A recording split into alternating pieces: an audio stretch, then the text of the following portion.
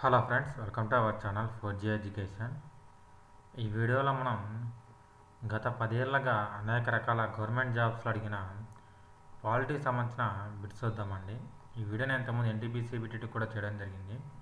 But ఇది group డీకి ఎందుకు చేస్తున్నానంటే ఆ ఎన్టీపీసీ అని టైటిల్ పెట్టడం వల్ల చాలామంది గ్రూప్ డీ స్టూడెంట్స్ చూడట్లేదు.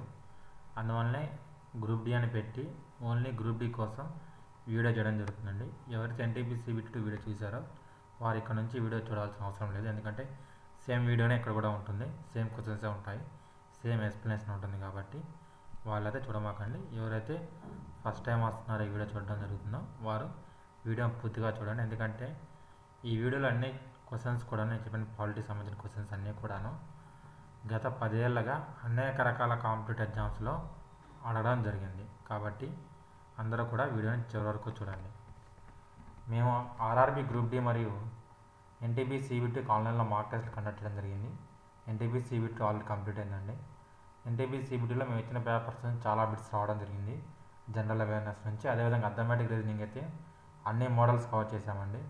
ఎవరైతే ఎన్టీపీ సిబిటి రాశారో వాళ్ళందరికీ కూడాను మా పేపర్ నుండి క్వశ్చన్స్ వచ్చాయా లేదనేది కన్ఫామ్గా వాళ్ళకి తెలుసు. వాళ్ళు ఎవరైనా ఎన్టీపీ సిబిటి రాసిన వాళ్ళే ఈ వీడియో చూస్తున్నట్టయితే కింద కామెంట్ చేయండి. ఇక గ్రూప్ డీకి ఎవరైతే మాక్ టెస్ట్ సిరీస్ తీసుకోవాలనుకుంటున్నారో వారందరికీ కూడాను మాక్ టెస్ట్ సిరీస్ తీసుకోవచ్చండి. లింక్స్ అనేవి కింద డిస్క్రిప్షన్లో ప్రొవైడ్ చేయడం జరిగింది. ఆ లింక్స్ యూజ్ చేసి మీరు డైరెక్ట్గా 4G ఎడ్యుకేషన్ యాప్లైనా లాగిన్ అవ్వచ్చు, లేదంటే 4G ఎడ్యుకేషన్ వెబ్సైట్ ఉంటుంది.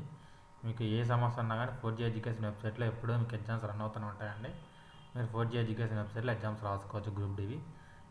దీని యొక్క ధర వచ్చేసరికి 50 mark test series RRB group D 50 mark test series యొక్క ధర వచ్చేసరికి ₹230 అండి. అదేవిధంగా RRB group D 10 mark test series యొక్క ధర వచ్చేసరికి ₹75 అండి. రెండు కూడాను సపరేట్ మార్క్ టెస్ట్ సిరీస్లు.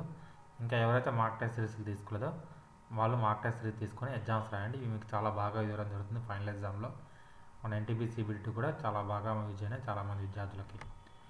ఇక చాలామంది నన్ను current affairs last 6 months current affairs video చేయమంటున్నారు. ఆ వీడియో ఈ వీక్లో రిలీజ్ చేస్తామండి. ఆల్రెడీ సగం వర్క్ అయిపోయింది. వీడియో వచ్చేసరికి ఈ వీక్లో మీకు ఆర్ఆర్బీ గ్రూప్ బికి సంబంధించి లాస్ట్ 6 monthsలోని important current affairs bits video చేయడం జరుగుతుంది. అదేవిధంగా మనం already 2021 current affairs important bits చేయడం జరిగింది. 2020 కరెంట్ అఫైర్స్ ఇంపార్టెంట్ బిట్స్ చేయడం జరిగింది. అదేవిధంగా 2022 జాన్ నుంచి మార్చ్ వరకు ఇంపార్టెంట్ కరెంట్ అఫైర్స్ బిట్స్ చేయడం జరిగిందండి. ఆ వీడియో యొక్క లింక్స్ కూడా కింద డిస్క్రిప్షన్లో ప్రొవైడ్ చేస్తాను. అవి చూడండి, మీకు చాలా బాగా ఇవ్వడం జరుగుతుంది. ఇక వీడియోలోకి వెళ్తే, భారత రాజ్యాంగ రూపకర్త ఎవరు? భారత రాజ్యాంగ రూపకర్త ఎవరు? ఆన్సర్ వచ్చేసరికి బిఆర్ అంబేద్కర్. భారత రాజ్యాంగ రూపకర్త ఎవరంటే బిఆర్ అంబేద్కర్. నెక్స్ట్ క్వశ్చన్ వచ్చేసరికి, ముసేదా కమిటీ చైర్మన్ ఎవరు? ముసేదా కమిటీ చైర్మన్ ఎవరు? ఆన్సర్ వచ్చేసరికి బిఆర్ అంబేద్కర్. మొత్తం ముసేదా కమిటీలో 7 మెంబర్లు ఉన్నారండి. అందులో బిఆర్ అంబేద్కర్ గారు చైర్మన్. మిగతా మెంబర్స్ వచ్చేసరికి Krishnaswami Ayyar, N Gopalaswami, KM Munshi, Mohammed Saadulla, BL Mitter, DP Khaitan. 7 కూడాను ముసేదా కమిటీ మెంబర్స్ అండి. ఈ 7లో కూడా బిఆర్ అంబేద్కర్ గారు ముసేదా కమిటీ యొక్క చైర్మన్. మనకి క్వశ్చన్ ఈ విధంగా కూడా అడుగుతున్నారు చాలా ఎగ్జామ్స్లో. కింది వారిలో ముసేదా కమిటీ యొక్క మెంబర్ ఎవరు కాదు? ఈ కింది వారిలో ముసేదా కమిటీలో ఎవరు లేరని అడుగుతున్నారు. ఈ 7 ఎవరైతే లేరో వాళ్ళు ముసేదా కమిటీ లేనని ఆప్షన్ పెట్టుకోవాల్సి ఉంటుంది. ముసేదా కమిటీ మెంబర్స్ ఎవరండి? Krishnaswami Ayyar, N Gopalaswami, KM Munshi, Mohammed Saadulla, BR Ambedkar, BL Mitter, DP Khaitan. 1928లో భారత రాజ్యాంగాన్ని ఎవరు రూపొందించారు? 1928లో భారత రాజ్యాంగాన్ని ఎవరు రూపొందించారు? ఆన్సర్ వచ్చేసరికి మోతీలాల్ నెహ్రూ.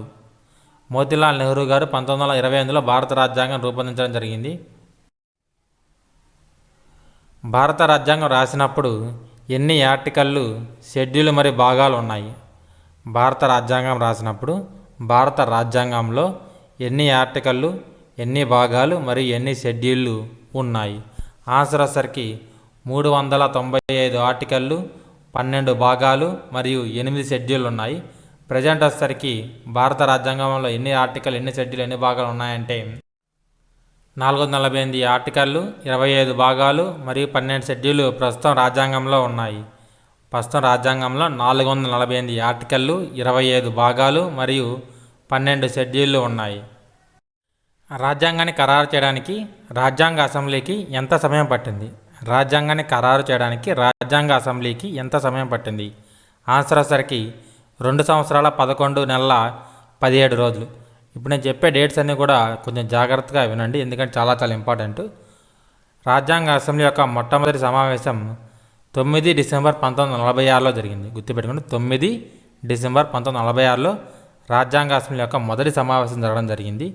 ఆ తర్వాత 29 ఆగస్టు 1947లో డ్రాఫ్ట్ కమిటీ, ముసేదా కమిటీని అంబేద్కర్ గారి అధ్యక్షతన ఏర్పరచడం జరిగింది. ఆ తర్వాత మనకి 1949 నవంబర్ 26వ తారీఖున మనం రాజ్యాంగ అసెంబ్లీ మన కాన్స్టిట్యూషన్, మన రాజ్యాంగాన్ని ఆమోదించడం జరిగింది. అంటే ఈ గ్యాప్ మొత్తం వచ్చేసరికి ఎన్ని రోజులు అంటే 2 సంవత్సరాల 11 నెలల 17 రోజులు, సుమారుగా 3 సంవత్సరాలు పట్టిందన్నమాట.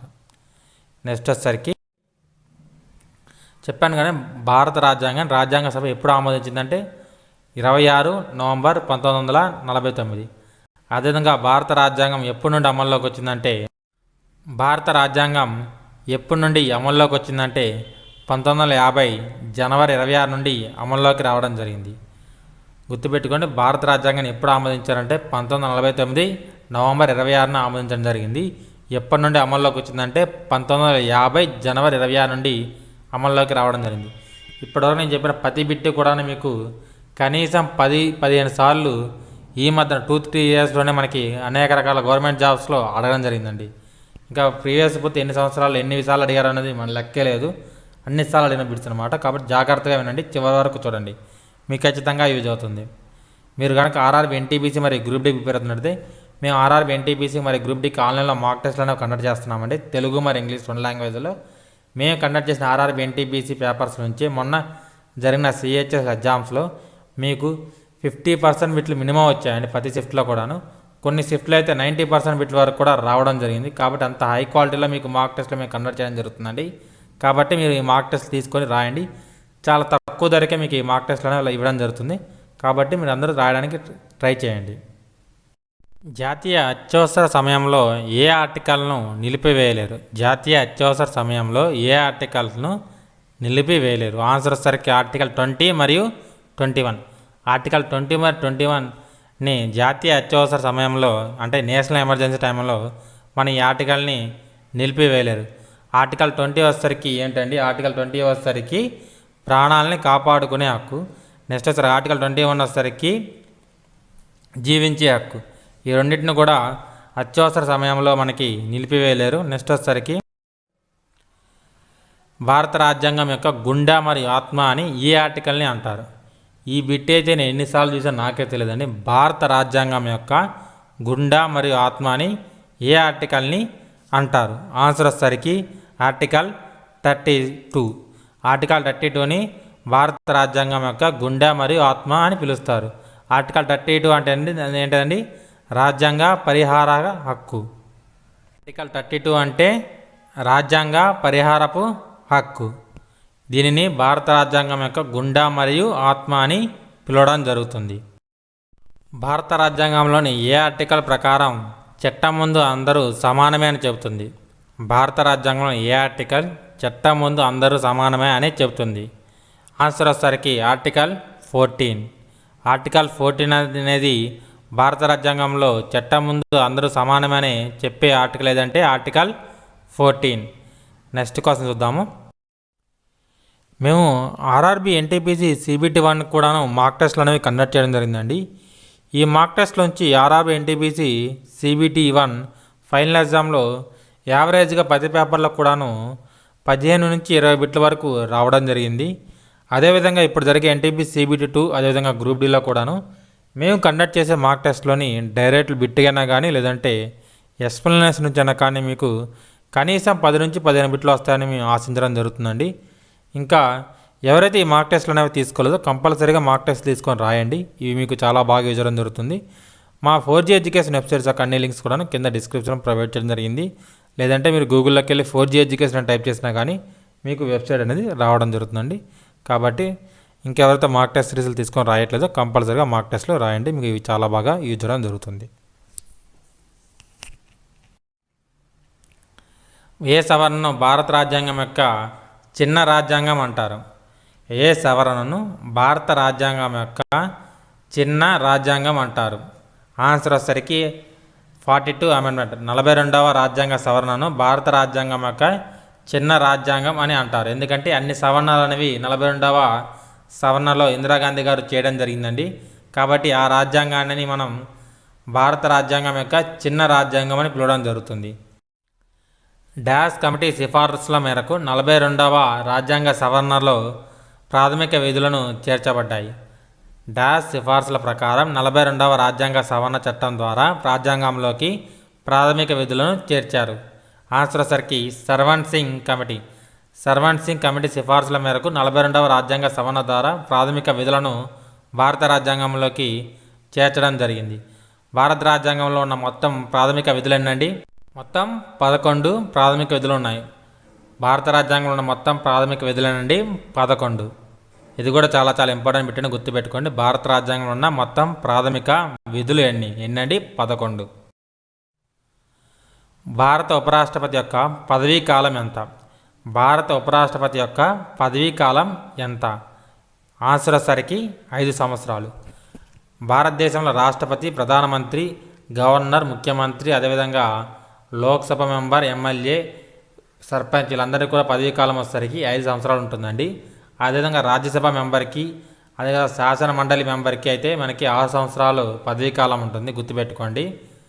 లోక్సభ, ప్రధానమంత్రి, రాష్ట్రపతి, సీఎం, గవర్నర్, ఎమ్మెల్యే వీళ్ళందరికీ కూడాను 5 సంవత్సరాల పదవీ కాలం ఉంటుంది. రాజ్యసభ, శాసన మండలి సభ్యులకు మాత్రమే 6 సంవత్సరాలు పదవీ కాలం ఉండడం జరుగుతుంది. భారత రాజ్యాంగంలోకి ప్రాథమిక విధులను ఏ దేశం నుండి తీసుకున్నారు? భారత రాజ్యాంగంలోకి ప్రాథమిక విధులను ఏ దేశం నుండి తీసుకోవడం జరిగింది? ఆన్సర్ వచ్చేసరికి యుఎస్ఎస్ఆర్. ఈ సోవియట్ యూనియన్ నుండి భారత రాజ్యాంగంలోకి ప్రాథమిక విధులను తీసుకోవడం జరిగిందండి. ఏ సవరణ ద్వారా తీసుకున్నారంటే 42వ రాజ్యాంగ సవరణ ద్వారా భారత రాజ్యాంగంలోకి ప్రాథమిక విధులను తీసుకోవడం జరిగిందండి. ఇందాక మీకు చెప్పాను కదండి, 42వ రాజ్యాంగ సవరణని మినీ రాజ్యాంగం అని కూడా అంటారు, అంటే చిన్న రాజ్యాంగం అని కూడా పిలవడం జరుగుతుంది. ఎందుకంటే చాలా సవరణలు అనేవి ఈ 42వ రాజ్యాంగ సవరణలో చేయడం జరిగింది. కాబట్టి ఇప్పటి వరకు మొత్తం ఎన్ని రాజ్యాంగ సవరణలు జరిగాయి అనేది కూడా చాలా చాలా ఇంపార్టెంట్ అండి. ఆన్సర్ వచ్చేసరికి 104 104 రాజ్యాంగ సవరణలు జరగడం జరిగింది.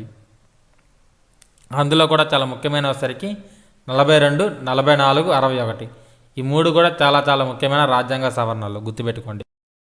భారత రాజ్యాంగంలోని ఏ ఆర్టికల్ జాతీయ అత్యవసర పరిస్థితులను వివరిస్తుంది? భారత రాజ్యాంగంలోని ఏ ఆర్టికల్ అనేది నేషనల్ ఎమర్జెన్సీకి సంబంధించింది? ఆన్సర్ వచ్చరికి 352. ఎమర్జెన్సీకి సంబంధించిన ఆర్టికల్స్ అన్నీ కూడాను 18వ భాగంలో ఉన్నాయండి. ఈ 18వ భాగంలో మొత్తం 9 ఆర్టికల్స్ ఉన్నాయి. అవి వచ్చేసరికి 352 నుంచి 360 మధ్యలో ఉండడం జరిగిందండి. అందులో చాలా చాలా ఇంపార్టెంట్ వచ్చేసరికి నేషనల్ ఎమర్జెన్సీ ఒకటి, మన కాంపిటేటివ్ ఎగ్జామ్ పర్స్పెక్టివ్లో ఫైనాన్షియల్ ఎమర్జెన్సీ ఒకటి, ఈ 2 కూడా చాలా చాలా ఎక్కువగా అడుగుతున్నారు. అందులో భాగంగా నేషనల్ ఎమర్జెన్సీ యొక్క ఆర్టికల్ వచ్చేసరికి 352. ఈ ఎమర్జెన్సీ అనేవి ఏ భాగంలోని భారత రాజ్యాంగంలోని ఏ పార్ట్లో ఉన్నాయంటే 18వ పార్ట్లో ఉన్నాయి. ఇక ఫైనాన్షియల్ ఎమర్జెన్సీ యొక్క ఆర్టికల్ వచ్చేసరికి 360. భారత రాజ్యాంగం యొక్క ఆర్థిక అత్యవసర పరిస్థితులను ఏ ఆర్టికల్ వివరిస్తుందంటే 360 అండి. 360 ఆర్టికల్ అనేది భారత రాజ్యాంగం యొక్క ఆర్థిక అత్యవసర పరిస్థితులను వివరించడం జరుగుతుంది. నెక్స్ట్ క్వశ్చన్ వచ్చేసరికి భారత రాజ్యాంగంలోని ఏ ఆర్టికల్ పత్రికా స్వేచ్ఛను సూచిస్తుంది? భారత రాజ్యాంగంలోని ఏ ఆర్టికల్ అనేది పత్రికా స్వేచ్ఛను సూచిస్తుంది అంటే వాక్ స్వాతంత్రం. పత్రికా స్వేచ్ఛ అంటే ఏం లేదంటే వాక్ స్వాతంత్రాన్ని సూచించే ఆర్టికల్ ఏది? ఆన్సర్ వచ్చేసరికి ఆర్టికల్ 19. గుర్తుపెట్టుకోండి, వాక్ స్వాతంత్రానికి సంబంధించిన ఆర్టికల్ ఏదంటే 19th ఆర్టికల్. చాలా చాలా ఇంపార్టెంట్ అండి.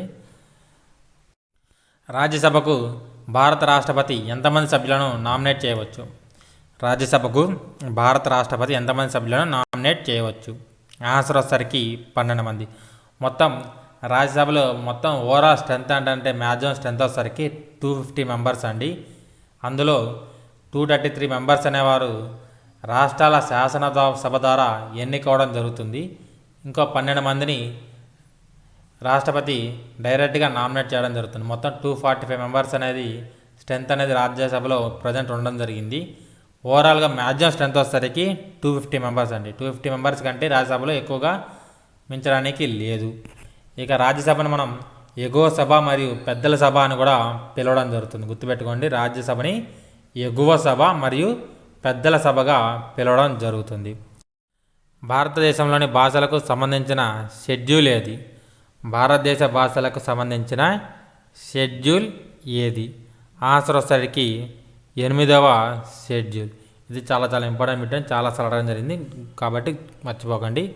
భారత రాజ్యాంగంలో 8వ షెడ్యూల్ దేని గురించి వివరిస్తుందని అడుగుతారు. ఆన్సర్ వచ్చేసరికి భాషలు, లాంగ్వేజెస్ సంబంధించి. మొత్తం భారత రాజ్యాంగం గుర్తించిన భాషలు ఎన్నండి? భారత రాజ్యాంగం గుర్తించిన భాషలు ఎన్ని అంటే ఆన్సర్ వచ్చేసరికి 22. భారత రాజ్యాంగం 22 భాషలను అధికార భాషలుగా గుర్తించడం జరిగింది. రాజ్యాంగంలోని ఏ ఆర్టికల్ ప్రాథమిక విధుల గురించి వివరిస్తుంది? భారత రాజ్యాంగంలోని ఏ ఆర్టికల్లో ప్రాథమిక విధులు ఉన్నాయి? క్వశ్చన్ ఈ విధంగా అడగవచ్చు, ఇందాక విధంగా అడగవచ్చు అండి. భారత రాజ్యాంగంలో ఏ ఆర్టికల్లో ప్రాథమిక విధులు ఉన్నాయి? ఆన్సర్ వచ్చేసరికి 51A. 51Aలో ప్రాథమిక విధులనే ఉండడం జరిగింది. భారత రాజ్యాంగంలోని ఏ ఆర్టికల్ అంటరానితనాన్ని రద్దు చేస్తుంది? భారత రాజ్యాంగంలోని ఏ ఆర్టికల్ అంటరానితనాన్ని రద్దు చేస్తుంది? ఆన్సర్ వచ్చేసరికి ఆర్టికల్ 17. ఆర్టికల్ 14 నుంచి ఆర్టికల్ 18 వరకు ఉన్న ప్రాథమిక హక్కులను సమానత్వపు హక్కు అంటారు. ఆర్టికల్ 14 నుండి ఆర్టికల్ 18 వరకు ఉన్న హక్కులను సమానత్వపు హక్కులు అంటారు. ఇందులో అందరూ సమానమైన భావంతో ఈ ఆర్టికల్స్ అనేవి ఉండడం జరుగుతుందండి. కాబట్టి ఆర్టికల్ 17 అనేది అంటరానితనాన్ని రద్దు చేసే ఆర్టికల్. అంటరానితనాన్ని రద్దు చేసే ఆర్టికల్ ఏదండి? ఆర్టికల్ 17. రాజ్యాంగంలోని ఏ ఆర్టికల్ జీవించే హక్కుకు సంబంధించింది? ఇది ఇంతకుముందే చెప్పాను. రాజ్యాంగంలోని ఏ ఆర్టికల్ అనేది జీవించే హక్కుకు సంబంధించింది అంటే వచ్చేసరికి ఆర్టికల్ 21.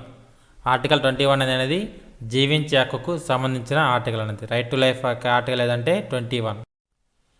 మేము ఆర్ఆర్బి, ఎన్టీపీసీ, CBT1 కూడాను మాక్ టెస్ట్లు అనేవి కండక్ట్ చేయడం జరిగిందండి. ఈ మాక్ టెస్ట్లోంచి ఆర్ఆర్బి, ఎన్టీపీసీ, CBT1 ఫైనల్ ఎగ్జామ్లో యావరేజ్గా 10 పేపర్లకు కూడాను 15 నుంచి 20 బిట్ల వరకు రావడం జరిగింది. అదేవిధంగా ఇప్పుడు జరిగే ఎన్టీపీసీ, CBT2, అదేవిధంగా గ్రూప్ డీలో కూడాను మేము కండక్ట్ చేసే మాక్ టెస్ట్లోని డైరెక్ట్ బిట్గా కానీ లేదంటే ఎక్స్ప్లెనేషన్ నుంచి అయినా కానీ మీకు కనీసం 10 నుంచి 15 బిట్లు వస్తాయని మేము ఆశించడం జరుగుతుందండి. ఇంకా ఎవరైతే ఈ మాక్ టెస్ట్లు అనేవి తీసుకోలేదో కంపల్సరీగా మాక్ టెస్ట్ తీసుకొని రాయండి. ఇవి మీకు చాలా బాగా యూజ్ అవ్వడం జరుగుతుంది. మా 4G ఎడ్యుకేషన్ వెబ్సైట్స్ యొక్క అన్ని లింక్స్ కూడా కింద డిస్క్రిప్షన్లో ప్రొవైడ్ చేయడం జరిగింది.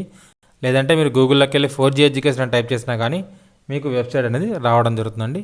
కాబట్టి ఇంకెవరైతే మాక్ టెస్ట్ సిరీస్లు తీసుకొని రాయట్లేదో కంపల్సరీగా మాక్ టెస్ట్లో రాయండి. మీకు ఇవి చాలా బాగా యూజ్ అవ్వడం జరుగుతుంది. రాజ్యాంగంలోని ఏ ఆర్టికల్ సవర్ణ గురించి చెబుతుంది? భారత రాజ్యాంగంలోని ఏ ఆర్టికల్ అనేది సవర్ణ గురించి చెబుతుంది? రాజ్యాంగ సవర్ణ గురించి వివరించే ఆర్టికల్ వచ్చేసరికి ఆర్టికల్ 368. ఆర్టికల్ 368 ద్వారా మనం రాజ్యాంగంలోని దేన్నైనా రాజ్యాంగ సవరణను చేయవచ్చు. రాజ్యాంగంలోని ఏ సవరణ ద్వారా ఓటింగ్ వయసును 21 సంవత్సరాల నుండి 18 సంవత్సరాలకి తగ్గించారు?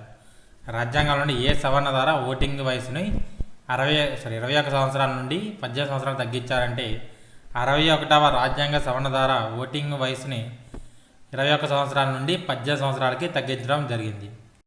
రాజ్యాంగ అసెంబ్లీ జాతీయ జెండాను ఎప్పుడు ఆమోదించింది?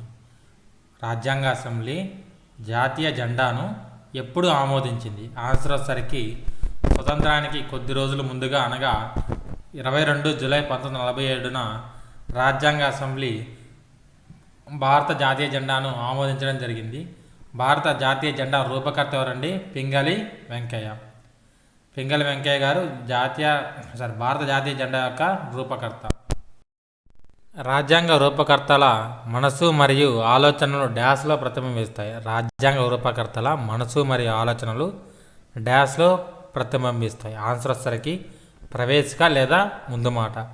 ప్రవేశిక లేదా ముందు మాటలో రాజ్యాంగ రూపకర్తల యొక్క మనసు మరియు ఆలోచనలు ప్రతిబింబిస్తూ ఉంటాయి. రాజ్యాంగ అసెంబ్లీలో కేంద్ర కమిటీ చైర్మన్ ఎవరు? రాజ్యాంగ అసెంబ్లీలో కేంద్ర రాజ్యాంగ కమిటీ చైర్మన్ ఎవరు? ఆన్సర్ వచ్చేసరికి జవహర్లాల్ నెహ్రూ గారు. జవహర్లాల్ నెహ్రూ గారు కేంద్ర రాజ్యాంగ కమిటీ చైర్మన్. భారత రాజ్యాంగంలో ఏ భాగంలో ప్రాథమిక విధుల గురించి ప్రస్తావించబడ్డాయి? భారత రాజ్యాంగంలోని ఏ భాగంలో ప్రాథమిక విధులు ప్రస్తావించబడ్డాయి? ఇందాక మీకు ఆర్టికల్ చెప్పాను కదండి. ఇప్పుడు ఏ భాగం అంటే 4A 4A భాగంలో ప్రాథమిక విధుల గురించి ప్రస్తావించడం జరిగింది. 4th పార్ట్ వచ్చేసరికి ఆదేశ సూత్రాల గురించి ప్రస్తావించడం జరిగిందండి. 4A వచ్చేసరికి ప్రాథమిక విధుల గురించి ప్రస్తావించడం జరిగింది. మేము ఆర్ఆర్బి ఎన్టీపీసీ CBT 1 కూడాను మాక్ టెస్ట్లు అనేవి కండక్ట్ చేయడం జరిగిందండి. ఈ మాక్ టెస్ట్లోంచి ఆర్ఆర్బి ఎన్టీపీసీ CBT 1 ఫైనల్ ఎగ్జామ్లో యావరేజ్గా 10 పేపర్లకు కూడాను 15 నుంచి 20 బిట్ల వరకు రావడం జరిగింది.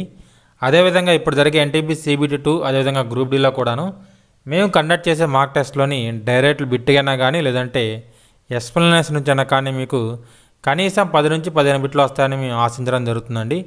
ఇంకా ఎవరైతే ఈ మాక్ టెస్ట్లు అనేవి తీసుకోలేదో కంపల్సరీగా మాక్ టెస్ట్ తీసుకొని రాయండి. ఇవి మీకు చాలా బాగా యూజ్ అవ్వడం జరుగుతుంది.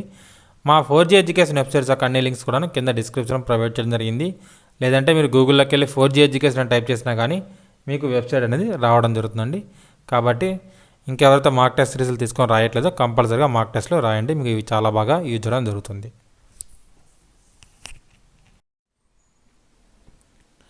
ప్రధాని కావడానికి కనీస వయసు ఎంత? భారత ప్రధాని కావడానికి కనీస వయసు ఎంత? భారతదేశం యొక్క ప్రధాని కావాలంటే అతను లోక్సభ మెంబర్ కానీ రాజ్యసభ మెంబర్ కానీ అయి ఉండాలి. లోక్సభకు వచ్చేసరికి కనీస వయసు వచ్చేసరికి 25 సంవత్సరాలు. అదేవిధంగా రాజ్యసభ యొక్క కనీస వయసు వచ్చేసరికి 30 సంవత్సరాలు. ప్రధాని కావడానికి లోక్సభ సభ్యుని అయితే సరిపోతుంది కాబట్టి కనీసం ప్రధాని అవడానికి కనీస వయసు వచ్చేసరికి 25 సంవత్సరాలు. అదే రాజ్యసభ సభ్యునిగా ప్రధానమంత్రి అవ్వాలంటే అతనికి కనీసం 30 సంవత్సరాలు ఉండి ఉండాలి. ఆన్సర్ వచ్చేసరికి 25 సంవత్సరాలు. క్రింది వారిలో భారత రాష్ట్రపతి చేత ఎవరు నియమించబడరు? కింది వారిలో భారత రాష్ట్రపతి చేత ఎవరు నియమించబడరు? ఆన్సర్ వచ్చేసరికి భారత ఉపరాష్ట్రపతి. కింద ఉన్న ఆన్సర్లన్నింటిలో చూసుకుంటే భారత ఉపరాష్ట్రపతి వచ్చేసరికి భారత రాష్ట్రపతి చేత నియమించబడరు. కాబట్టి ఆన్సర్ వచ్చేసరికి భారత ఉపరాష్ట్రపతి. ఒకవేళ భారత రాష్ట్రపతి రాజీనామా చేయాలనుకుంటే అతను తన రాజీనామాను డాష్కి ఇస్తాడు. గుర్తుపెట్టుకోండి, ఒకవేళ భారత రాష్ట్రపతి రాజీనామా చేయాలనుకున్నట్టయితే అతను తన రాజీనామాను డాష్కి ఇస్తాడు. ఆన్సర్ వచ్చేసరికి ఉపరాష్ట్రపతికి ఇస్తాడు. అదేవిధంగా ఉపరాష్ట్రపతి రాజీనామా చేయాలనుకున్నట్టయితే తన రాజీనామాను రాష్ట్రపతికి ఇవ్వడం జరుగుతుందండి. రాష్ట్రపతి ఉపరాష్ట్రపతికి ఇస్తాడు, ఉపరాష్ట్రపతి అయితే రాష్ట్రపతికి ఇవ్వడం జరుగుతుంది తమ రాజీనామాలను. భారత రాష్ట్రపతి మరియు ఉపరాష్ట్రపతి మరణిస్తే డాష్ భారత రాష్ట్రపతిగా వ్యవహరిస్తారు. భారత రాష్ట్రపతి మరియు ఉపరాష్ట్రపతి మరణిస్తే డాష్ భారత రాష్ట్రపతిగా వ్యవహరిస్తారు. ఆన్సర్ వచ్చేసరికి చీఫ్ జస్టిస్ ఆఫ్ ఇండియా. భారత ప్రధాన న్యాయమూర్తి రాష్ట్రపతిగా వ్యవహరించడం జరుగుతుంది. ఒకవేళ రాష్ట్రపతి మరియు ఉపరాష్ట్రపతి కనుక మరణించినట్లయితే తాత్కాలిక రాష్ట్రపతిగా భారత ప్రధాన న్యాయమూర్తి గారు వ్యవహరించడం జరుగుతుంది. ఎలక్షన్ కమిషన్ ఏ ఆర్టికల్ కింద స్థాపించబడింది?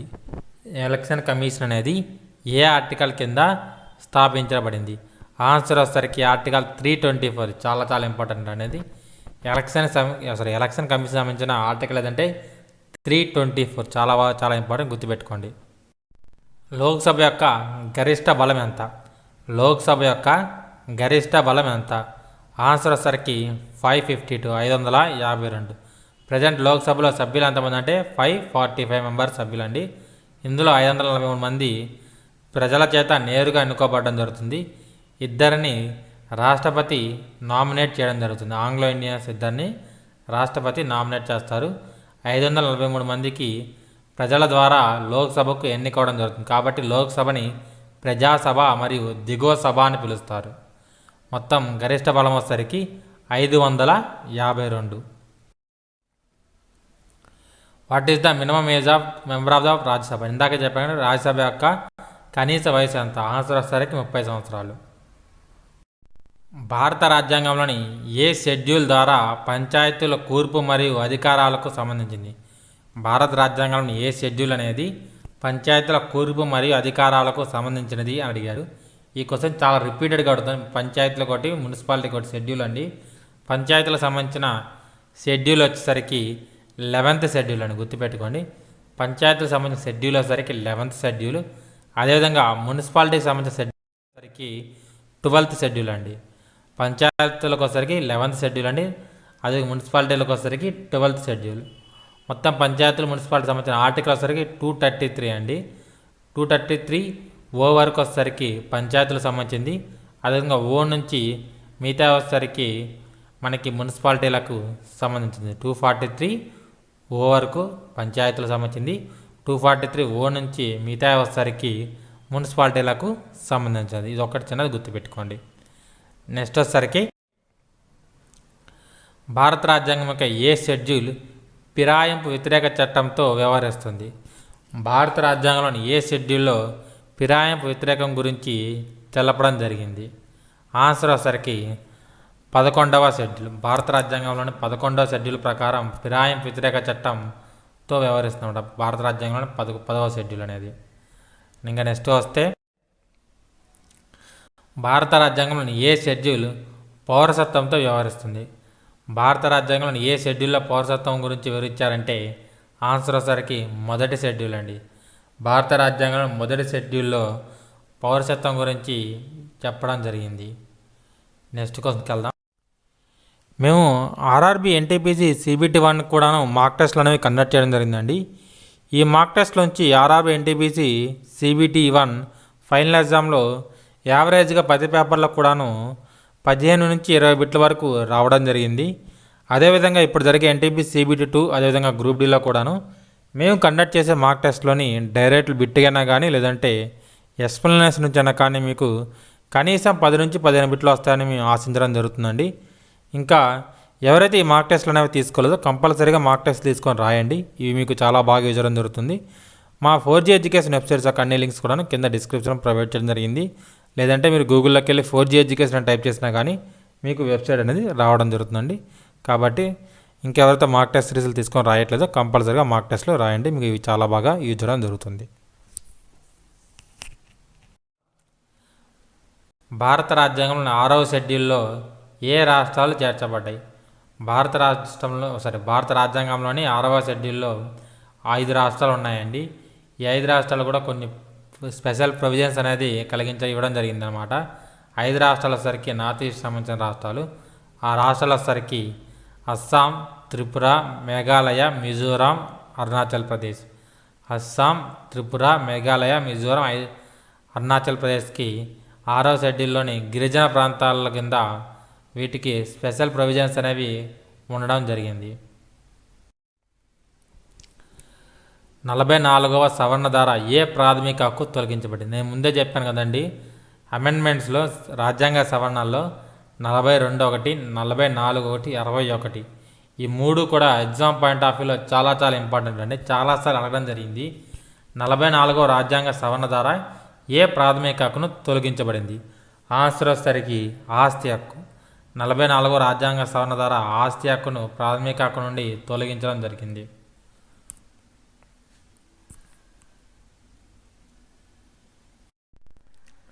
డాష్ సవరణ ద్వారా భారత రాజ్యాంగంలోకి లౌకికవాదం జోడించబడింది. డాష్ సవరణ ద్వారా భారత రాజ్యాంగంలోకి లౌకికవాదం జోడించబడింది. ఆన్సర్ వచ్చేసరికి 42వ రాజ్యాంగ సవరణ ద్వారా. ఏ సవరణ అండి? 42వ రాజ్యాంగ సవరణ ద్వారా భారత రాజ్యాంగంలోకి లౌకికవాదాన్ని జోడించబడింది. భారత రాజ్యాంగంలోని ఏ వ్యాసం గ్రామ పంచాయతీలతో వ్యవహరిస్తుంది?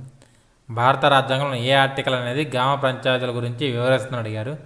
ఆన్సర్ వచ్చేసరికి ఆర్టికల్ 40 మరియు ఆర్టికల్ 243 టు ఆర్టికల్ 243(o). నేను ఇంతకుముందే చెప్పాను, మనకు మున్సిపాలిటీ మరియు పంచాయతీల షెడ్యూల్ గురించి వచ్చిన క్వశ్చన్లను మీకు ఈ క్వశ్చన్ గురించి క్లారిటీగా చెప్పానండి.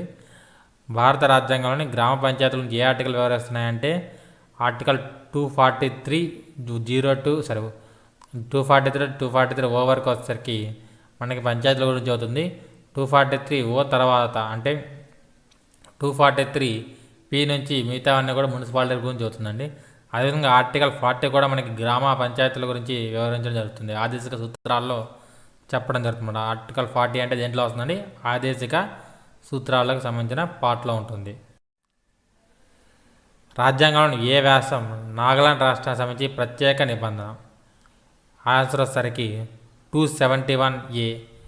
ఈ క్వశ్చన్ మనకి ఎక్కువ అడగలేదండి, కాకపోతే ఈ క్వశ్చన్ ఇవ్వడానికి కారణం ఏంటంటే ఈ మధ్యన ఈ స్పెషల్ ప్రొవిజన్స్ మీద గొడవలు అనేవి నాగాలాండ్లో జరుగుతుంది. కాబట్టి దీని మీద మనకి క్వశ్చన్ అడిగే అవకాశం ఉందని మేము ఇవ్వడం జరిగిందండి. రాజ్యాంగంలోని ఏ వ్యాసం నాగాలాండ్ రాష్ట్రానికి సంబంధించిన ప్రత్యేక నిబంధన? ఆన్సర్ వచ్చేసరికి 271A.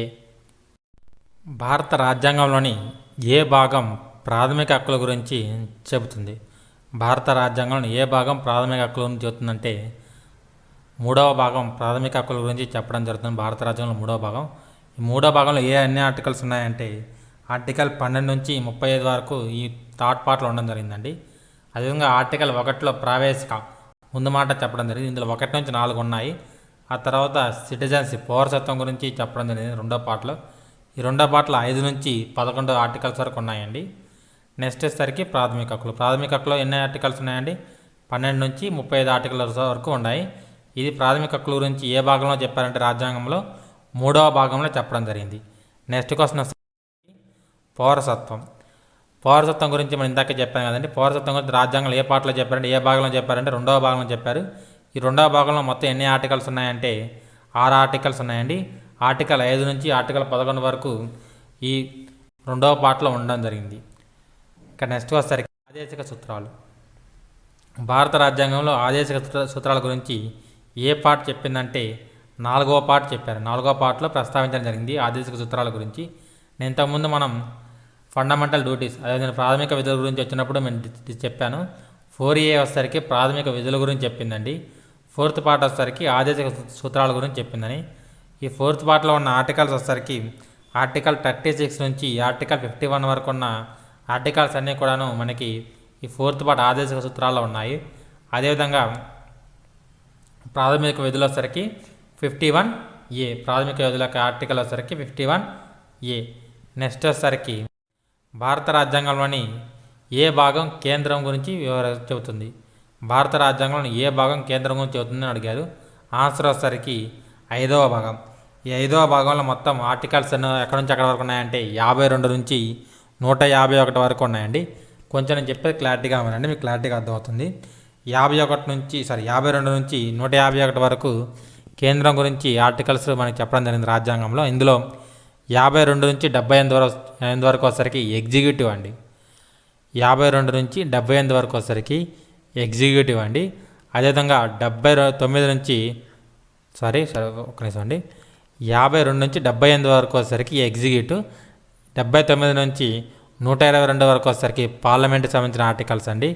123 వచ్చేసరికి లెజిస్లేటివ్ పవర్స్ ఆఫ్ ప్రెసిడెంట్ అండి.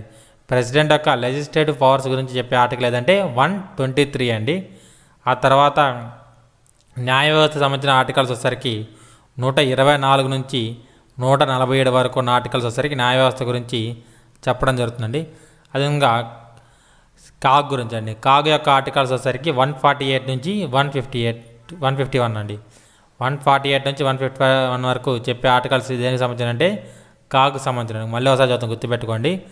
కేంద్రంతో వ్యవహరించే ఆర్టికల్స్లో 52 నుంచి 151 వరకు ఉన్నాయండి. ఆర్టికల్స్ అన్నీ కూడాను కేంద్రానికి సంబంధించిన ఆర్టికల్స్. ఇందులో 52 నుంచి 78 వరకు ఉన్న ఆర్టికల్స్ వచ్చేసరికి ఎగ్జిక్యూటివ్ అండి, అంటే పరిపాలనకు సంబంధించిన ఆర్టికల్స్ అండి. అదేవిధంగా 79 నుంచి 122 వరకు ఉన్న ఆర్టికల్స్ వచ్చేసరికి పార్లమెంట్కి సంబంధించిన ఆర్టికల్స్ అండి. అంటే మన పార్లమెంట్లో ప్రెసిడెంట్ ఎలా ఓట్ చేయాలి, ప్రెసిడెంట్ ఎవరి చేత ఓట్ చేయాలి, ప్రధానమంత్రి ఎవరి చేత ఓట్ చేయాలి, ఇలాంటి సంబంధించిన ఆర్టికల్స్ అన్నీ కూడా మీకు 79 నుంచి 122 మధ్య ఉంటాయి. ఇక నెక్స్ట్ వచ్చేసరికి లెజిస్లేటివ్ పవర్స్ ఆఫ్ ప్రెసిడెంట్ యొక్క లెజిస్లేటివ్ పవర్స్కి సంబంధించిన ఆర్టికల్ వచ్చేసరికి 123 అండి. ఇక న్యాయ వ్యవస్థ సంబంధించిన ఆర్టికల్స్ వచ్చేసరికి యూనియన్ న్యాయ వ్యవస్థ అండి. దానికి సంబంధించిన ఆర్టికల్స్ వచ్చేసరికి 124 నుంచి 147 అంటే సుప్రీంకోర్టు యొక్క సంబంధించిన ఆర్టికల్స్ అన్నీ కూడాను 124 నుంచి 147 మధ్య ఉండడం జరిగింది. అదేవిధంగా కాకు సంబంధించిన ఆర్టికల్స్ అన్నీ కూడాను 148 నుంచి 151 మధ్య ఉన్నాయండి. ఇక రాష్ట్రానికి సంబంధించిన ఆర్టికల్స్ చూద్దాం. రాష్ట్రాలకు సంబంధించిన ఆర్టికల్స్ ఎక్కడి నుంచి ఎక్కడి వరకు ఉన్నాయంటే అది ఏ పార్ట్లో ఉన్నాయంటే ముందుగా 6వ పార్ట్లో ఉన్నాయండి. రాష్ట్రానికి సంబంధించిన అన్నీ కూడాను రాజ్యాంగంలో 6వ పార్ట్లో చెప్పడం జరిగిందండి. ఇందులో సంబంధించిన ఆర్టికల్స్ వచ్చేసరికి 152 నుంచి 237 వరకు ఉన్నాయండి. రాష్ట్రాలకు సంబంధించిన ఆర్టికల్స్ ఎక్కడి నుంచి ఎక్కడి వరకు ఉన్నాయంటే 157 నుంచి 237 వరకు ఉన్నాయి.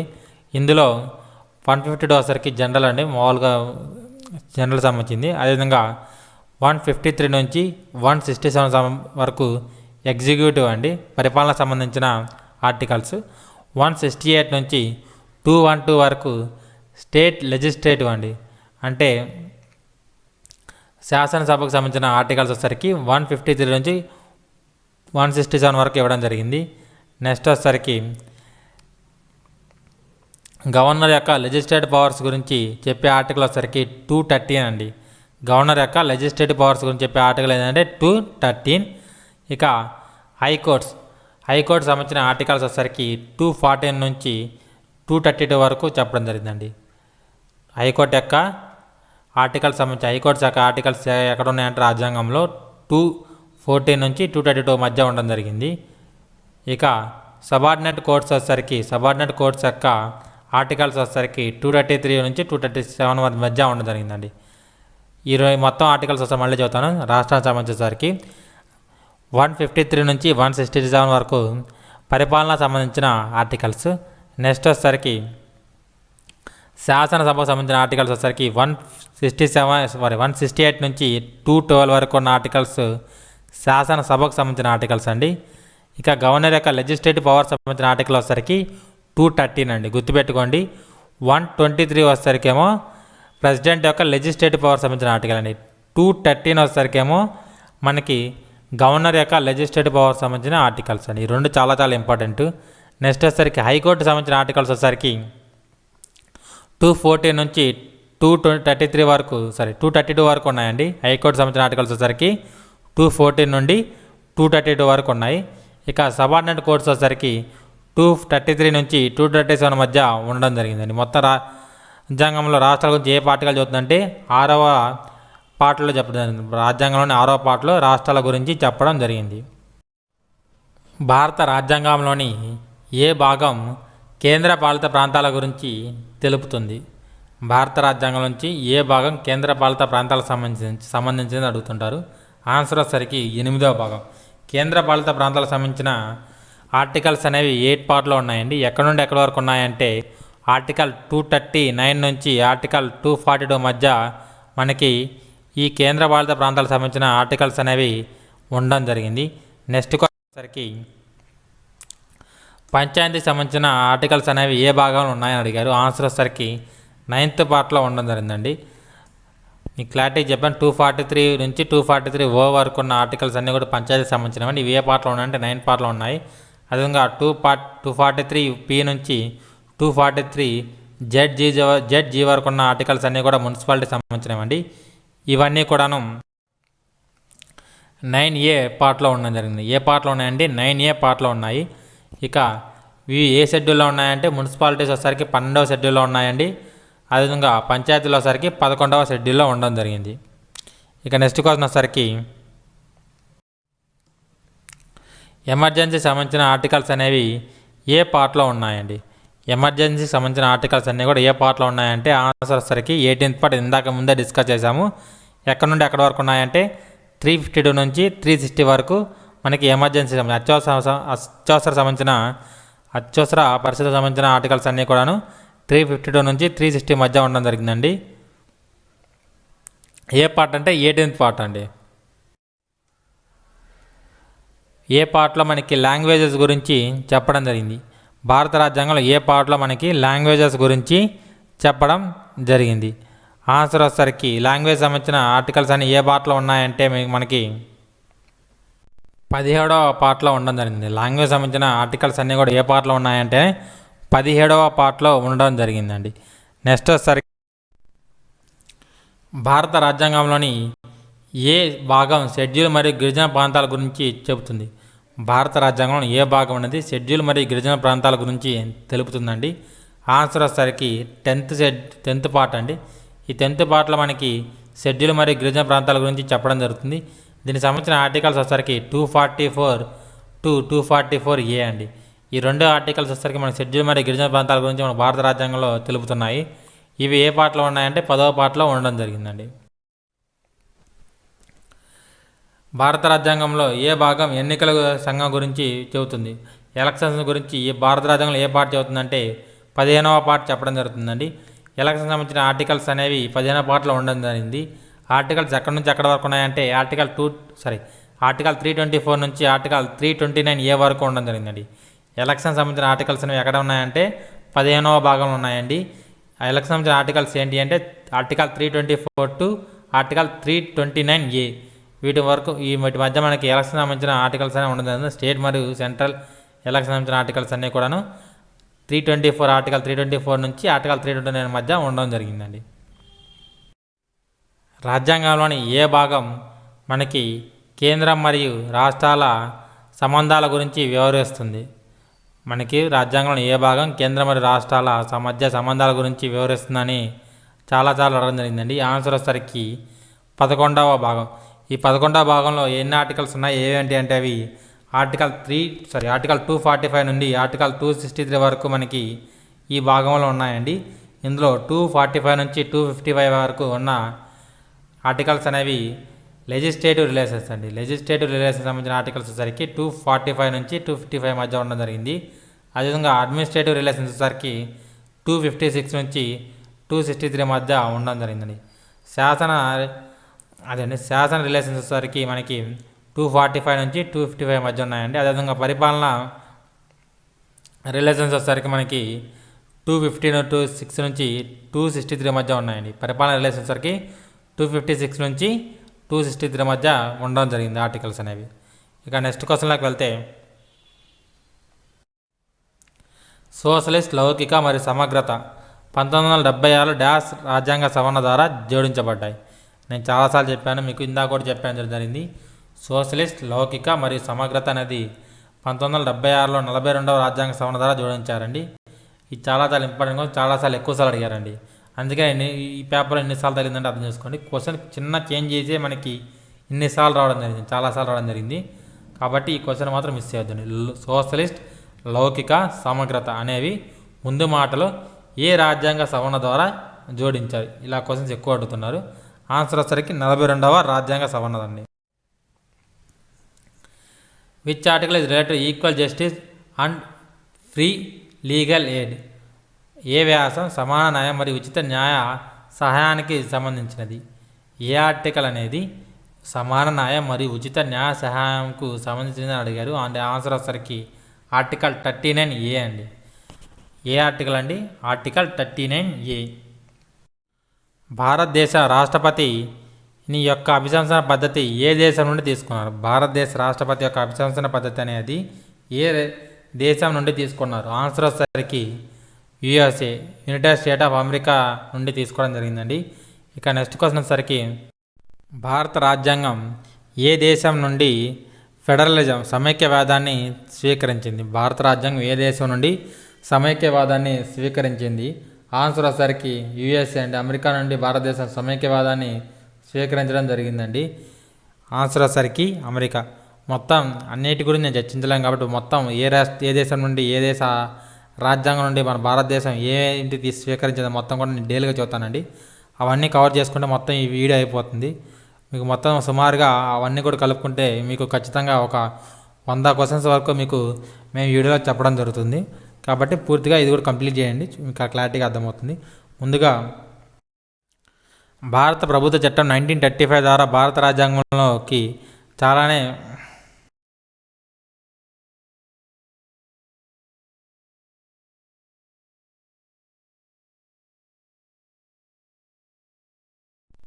భారత రాజ్యాంగంలోకి ఇతర దేశ రాజ్యాంగాల నుండి వేటిని తీసుకున్నారో మనం క్లారిటీగా చూద్దామండి.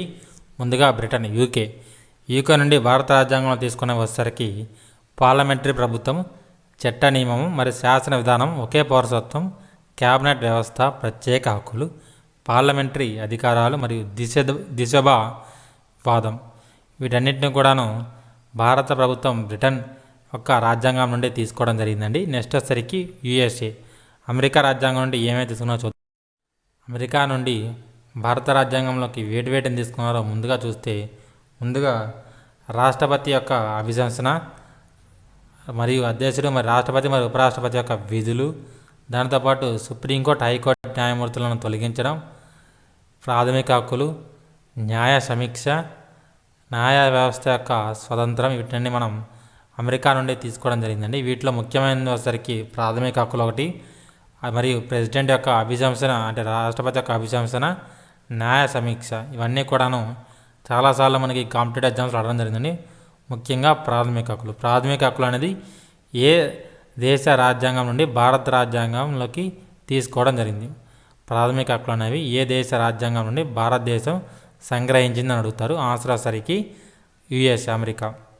నెక్స్ట్ వచ్చేసరికి రాజ్యాంగం యొక్క ఉపద్ఘాతం అంటే రాజ్యాంగం యొక్క ముందు మాటను కూడా భారత రాజ్యాంగం అమెరికా నుండి తీసుకోవడం జరిగిందండి.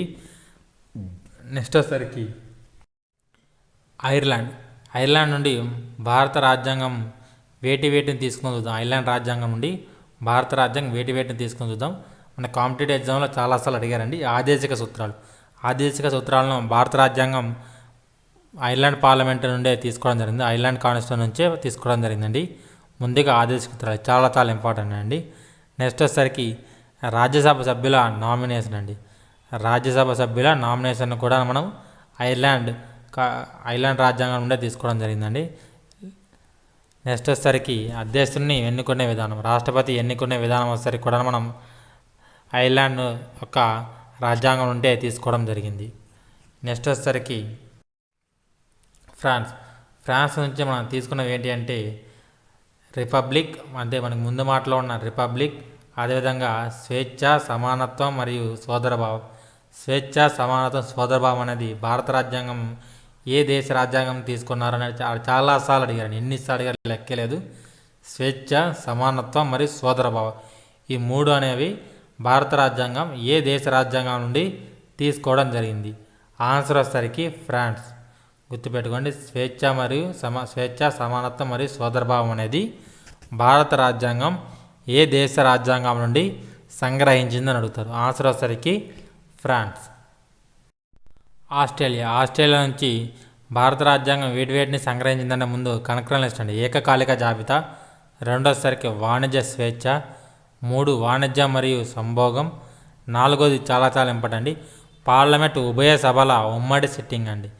ఆస్ట్రేలియా తీసుకున్న వాటిలో మనకి ఎక్కువగా అడిగిందోసరికి కనక్రమ లిస్ట్ అండి. అంటే ఏకకాలిక జాబితా మరియు పార్లమెంట్ ఉభయ సభల ఉమ్మడి సిట్టింగ్, ఈ రెండు కూడా మనకి ఆస్ట్రేలియా నుంచి తీసుకున్న వాటిలో మన కాంపిటేటివ్ ఎగ్జామ్స్లో చాలాసార్లు ఎక్కువగా అడిగారండి. అంటే ఏకకాలిక జాబితా భారత రాజ్యాంగం ఏ దేశ రాజ్యాంగం నుండి తీసుకోవడం జరిగింది, ఇలాంటి బిట్టే చాలాసార్లు అడగడం జరిగిందండి. కాబట్టి ఈ 4 కూడా ఇంపార్టెంటే.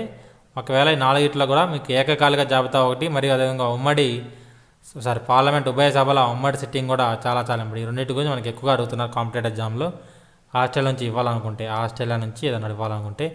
నెక్స్ట్ వచ్చేసరికి యుఎస్ఎస్ఆర్, సోవియట్ యూనియన్ లేదా రష్యా, ఇప్పుడు కొత్త రష్యా కాబట్టి రష్యా. వీటి నుండి భారత రాజ్యాంగం వేటిని సంగ్రహించిందంటే ముందుగా ప్రాథమిక విధులు అండి. ఎన్నోసార్లు లెక్కలేదు ఇది అయితే. ప్రాథమిక విధులను భారత రాజ్యాంగం ఏ దేశ రాజ్యాంగం నుండి తీసుకోవడం జరిగింది. ఆన్సర్ వచ్చేసరికి రష్యా లేదా యుఎస్ఎస్ఆర్ లేదా సోవియట్ యూనియన్, ఏది ఉంటుందండి. ఇక నేను ఇందాక నుంచే చెప్పాను మీకు, ఇది 42 అమెండ్మెంట్ ద్వారా భారత రాజ్యాంగంలో చేర్చడం జరిగిందని ప్రాథమిక విధులు అనేవి. మీకు అది ఆల్రెడీ అక్కడ ఆ క్వశ్చన్ అప్పుడే మీకు కవర్ అయిపోయి ఉంటుంది. నెక్స్ట్ వచ్చేసరికి ఉపద్ఘాతం న్యాయం యొక్క ఆదర్శం అండి. సామాజిక మరియు ఆర్థిక రాజకీయ వీటితో సంబంధించి ఉపద్ఘాతంలో చెప్పడం జరిగింది. దీన్ని కూడా మనం రష్యా నుండే తీసుకోవడం జరిగిందండి. నెక్స్ట్ కెనడా నుంచి భారత రాజ్యాంగం తీసుకున్న వేటి అంటే బలమైన కేంద్రం అండి. బలమైన కేంద్రాన్ని మనం కెనడా నుంచి తీసుకోవడం జరిగింది. నెక్స్ట్ వచ్చేసరికి రాష్ట్ర గవర్నర్ నియామకం. ఈ క్వశ్చన్ చాలాసార్లు అడిగారు. రాష్ట్ర గవర్నర్ నియామకాన్ని భారత రాజ్యాంగం ఏ దేశ రాజ్యాంగం తీసుకోవడం జరిగిందో చాలాసార్లు అడిగారు. ఆన్సర్ వచ్చేసరికి కెనడా అండి. లాస్ట్గా వచ్చేసరికి సుప్రీంకోర్టు యొక్క సలహా అధికార పరిధి. సుప్రీంకోర్టు యొక్క సలహా యొక్క అధికార పరిధిని కూడా మనం కెనడా యొక్క రాజ్యాంగం నుండే తీసుకోవడం జరిగింది. వీటిని మనం కెనడా నుంచి తీసుకోవడం జరిగింది. ఇంకా మిగతా వచ్చేసరికి ఇంకా వీడియో చివరికి వచ్చేసాము. ఇంకా మిగిలిన వచ్చేసరికి జర్మనీ, జపాన్, సౌత్ ఆఫ్రికా. వీటి నుంచి వేటిని తీసుకున్నామంటే ముందుగా జర్మనీ వచ్చేసరికి అత్యవసర సమయంలో అంటే అత్యవసర పరిస్థితుల్లో ప్రాథమిక హక్కులను తొలగించడం, నిలిపివేయడం మనం జర్మనీ నుంచి తీసుకోవడం జరిగిందండి. జపాన్ నుండి ఏం తీసుకున్నామంటే ప్రొసీజర్ ఎస్టాబ్లిష్డ్ బై లాని మనం జపాన్ నుంచి తీసుకోవడం జరిగిందండి. నెక్స్ట్ సౌత్ ఆఫ్రికా నుంచి ఏం తీసుకున్నామంటే రాజ్యసభ సభ్యుల ఎన్నిక మరియు రాజ్యాంగ సవరణకు సంబంధించిన విధానం. సౌత్ ఆఫ్రికా నుంచి వేటిని తీసుకున్నామంటే రాజ్యసభ సభ్యుల ఎన్నిక మరియు రాజ్యాంగ సవరణకు సంబంధించిన విధానాలను మనం సౌత్ ఆఫ్రికా నుండి తీసుకోవడం జరిగిందండి. ఒకవేళ ఈ వీడియో కనుక మీకు నచ్చినట్లయితే మీ ఫ్రెండ్స్కి షేర్ చేయండి, మీ అభిప్రాయాన్ని కామెంట్ చేయండి, మా వీడియోని లైక్ చేయండి. Thank you very much. మీరు కనుక ఆర్ఆర్బీ, ఎన్టీపీసీ మరియు గ్రూప్ డి ప్రిపేర్ అవుతుంటే మీకు మాక్ టెస్ట్లు మేము అందించడం జరుగుతుంది. వాటి యొక్క లింక్స్ అన్నీ కూడాను కింద డిస్క్రిప్షన్లోనూ అదేవిధంగా కామెంట్ బాక్స్లో కూడా మేము ప్రొవైడ్ చేయడం జరుగుతుందండి. మీరు ఒకవేళ ఆర్ఆర్బీ, ఎన్టీపీసీకి ప్రిపేర్ అవుతున్నట్టయితే ఆ మాక్ టెస్ట్లు రాయండి, మీకు చాలా బాగుంటాయి. All the best.